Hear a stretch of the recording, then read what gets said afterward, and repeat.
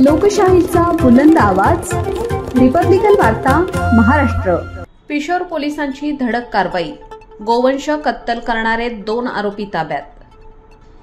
173 kilo गोवंश मांस, धारदार हत्यारे आणि वजन मापके जप्त।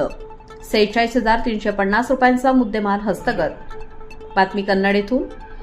कन्नड तालुक्यातील शेफेपूर पिशोर गावात कसाईवाडा परिसरात अवैधरित्या गोवंश कत्तल करणाऱ्या दोघांवर पिशोर पोलिसांनी धडक कारवाई केली आहे। या कारवाईत तब्बल 46,350 रुपयांचा मुद्देमाल जप्त करण्यात आला आहे। आरोपींची नावे नवाब सय्यद वय वर्ष 27 व अबुजर नवाब सय्यद वय 24 अशी असून ही कारवाई रविवारी सकाळी 8 वाजता करण्यात आली।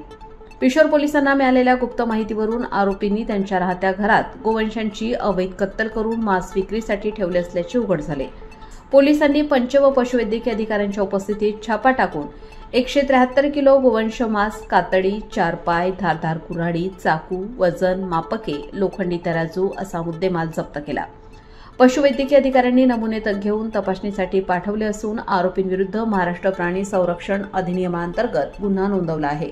ही कारवाई सहाय्यक पोलीस निरीक्षक शिवाजीराव नागवे, उपनिरीक्षक विश्वजित फरताडे, हवालदार विलास सोनवणे, वसंत पाटील, दत्तू लोखंडे, विजय भोटकर, कौतिक सपकाळ, पवन खंबाट, रेणुका दाभाडे तसेच आयबाईक अंमलदार संदीप जोनवाल यांच्या उपस्थितीत पार पडली।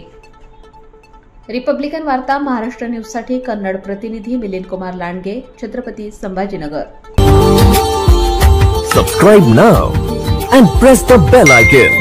Never miss an update.